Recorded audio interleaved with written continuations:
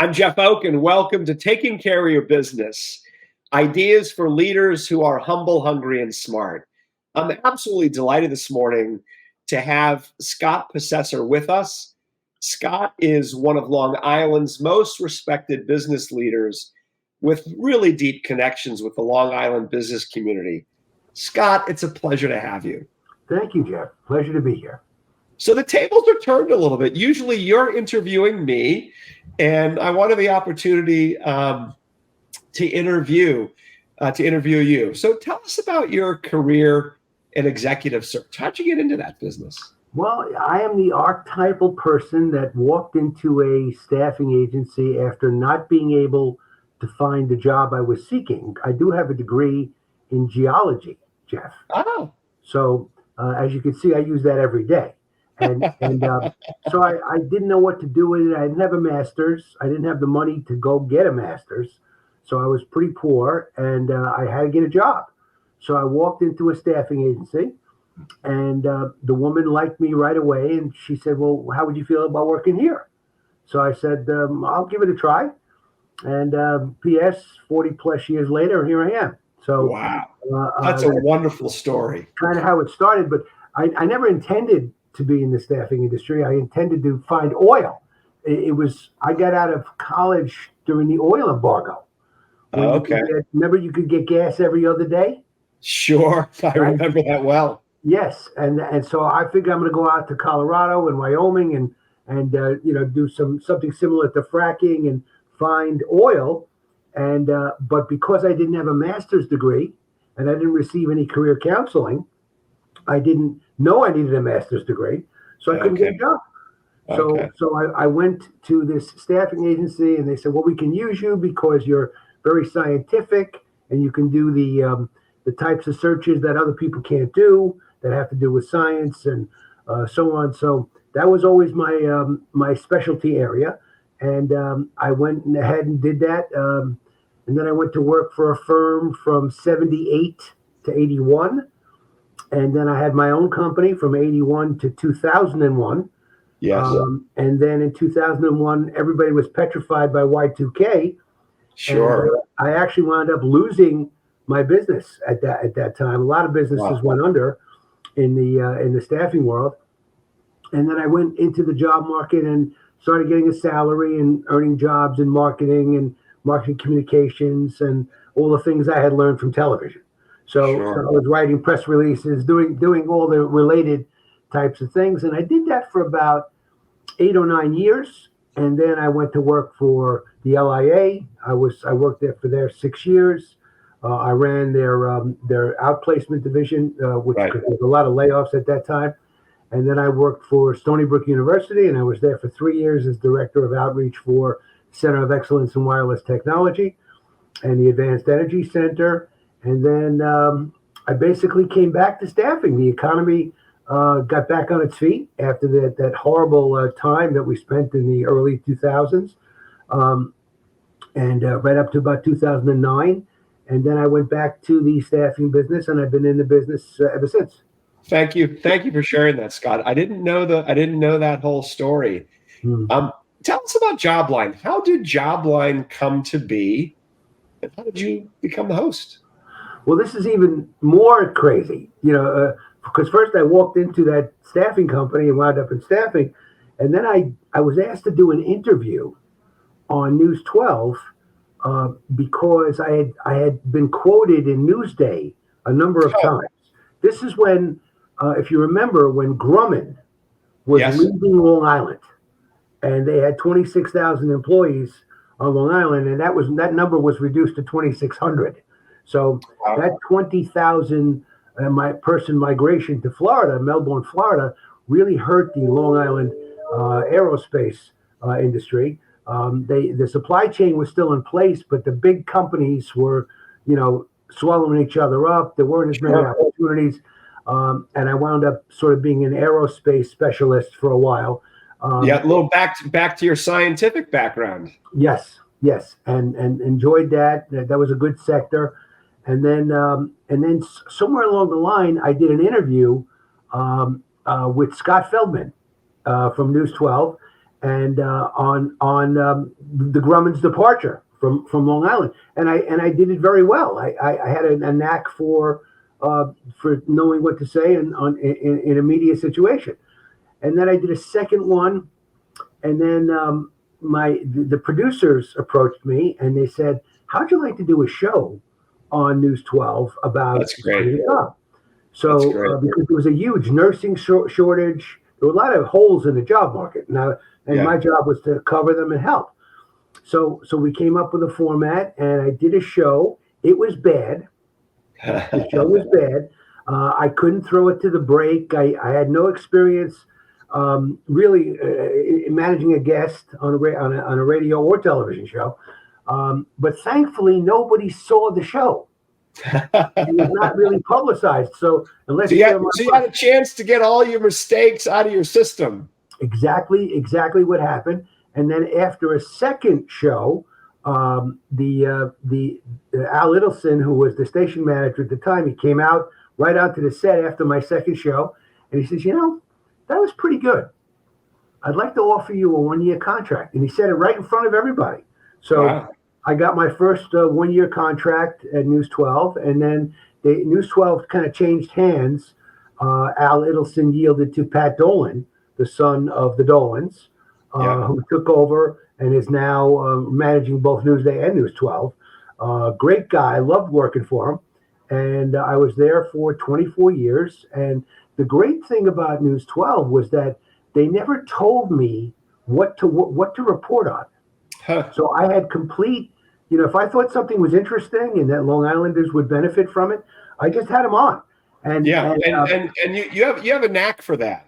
You have a knack for honing in on important stuff, and you have a great voice. And I've noticed you're really good at asking questions. That's a rare gift these days. Yeah, I appreciate that, and I try. But the secret weapon, in case any of your listeners are curious, is something about everything. Yes. If you don't know anything, you can't ask good questions. Sure. So if you're going to come on the show and talk to me about a CEO confidence index, I better know what the hell is going on. Otherwise, I'm not going to know what to ask you. Yeah. Let's turn to that. The talent is one thing, but the preparation is another thing. Sure. And let's turn to that. So our interactions, I do an interview with you once per quarter, which I enjoy our time together and the opportunity to share insights on Vistage's CEO Confidence Index, and it's through your show that you sort of have the first exposure to that information for your listeners. But I want to get to that, but I'd like to first hear, what have you learned over the 25 years that you've been interviewing business leaders and thought leaders in Long Island? Can you distill that into a couple, 3 takeaways for you? It's a very good question, Jeff. Nothing has changed. So everything has changed, but nothing has changed. So everything looks like it's changed, but really things have not changed. You still find a job the same way you did in the year 1990, in the year 2000, in the year 2010. 75% of all people find a job through someone that they know. Right. So it's not the job boards and the career builder platforms and the LinkedIn platforms with the easy apply. It just doesn't work. Answering posts for jobs has always been a loser's game. Right. Your resume falls into a black hole. You don't get responses. It's very depressing for the job hunter.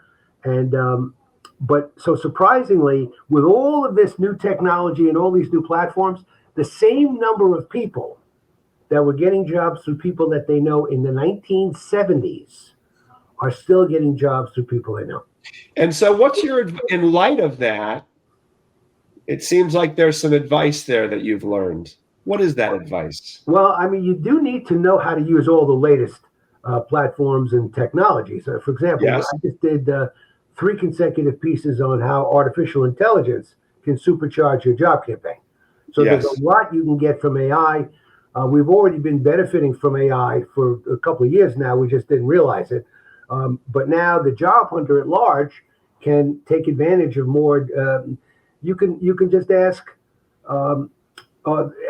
your favorite Gemini or your favorite Chat GTP or whatever you're using to write an article about a company, and therefore you get all this cool information that you can use, and it's kind of translated into an article for you and like a story, and it gives you the story, so you can fortify your level of preparation using artificial intelligence and so on. So I'm not trying to say you shouldn't take advantage of all the latest technology, but I'm just trying to say no matter what they come up with, Jeff, 75% of all people find a job through someone they know.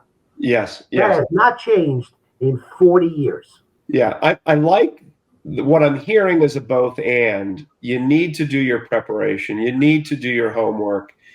You need to prepare as if you didn't have a plan.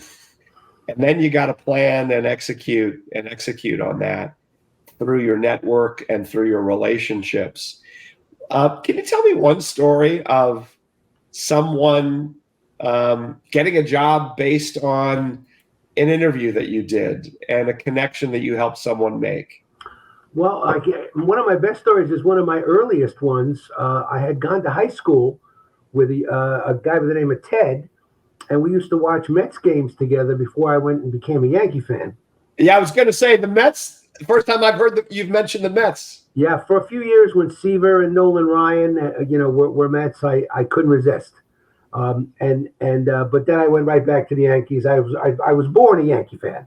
So yes. I went over to the Yankees, to the Mets in the 60s, and then I came back, and I've been a Yankee fan ever since. But he was a brilliant statistical guy, Jeff.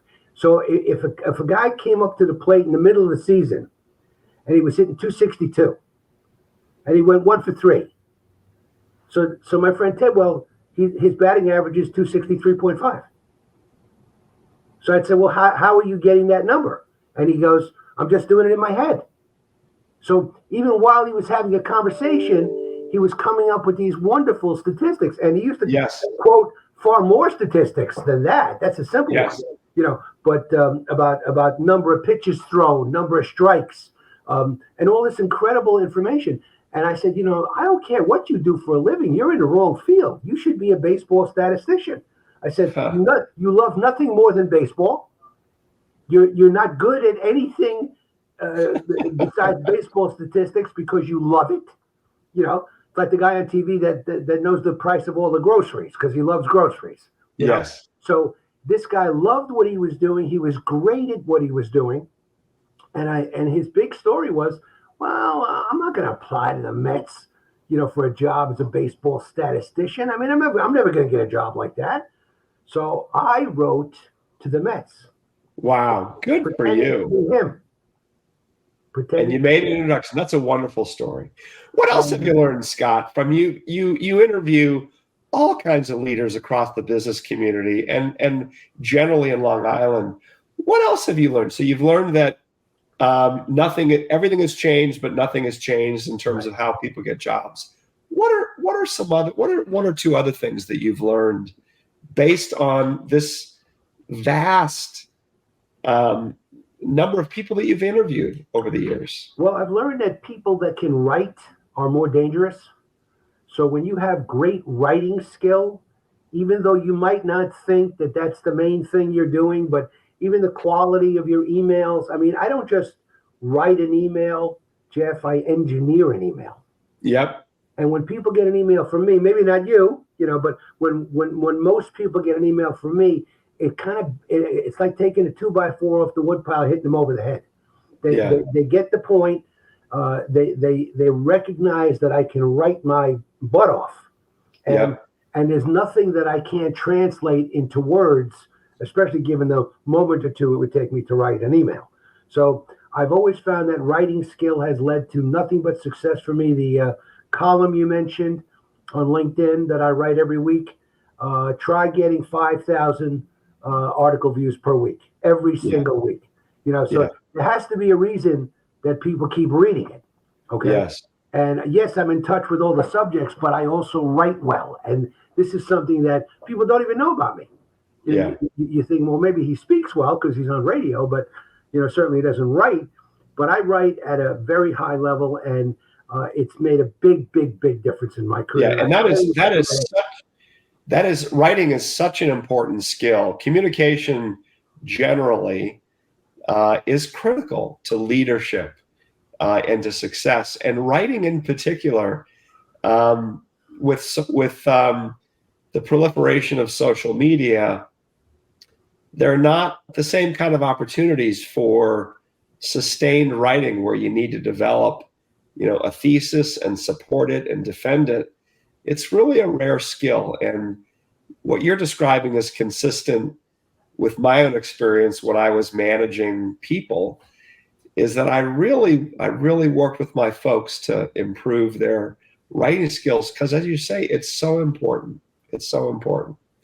One last lesson, Scott. One takeaway for our audience. Internships. Internships. Okay. Yeah. I mean, the difference between night and day.